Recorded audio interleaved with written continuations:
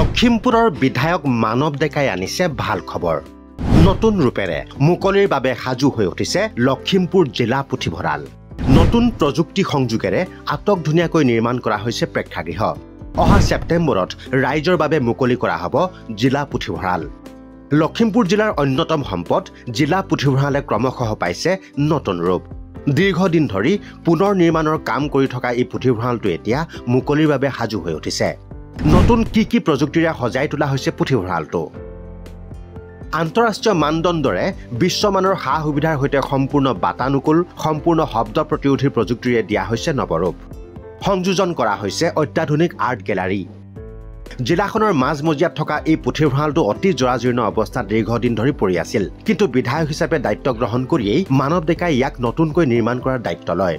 আৰু অৱশেষত পুথিভঁৰালটো এতিয়া সাজু হৈ উঠিছে মুকলিৰ বাবে ইয়াৰ বাবে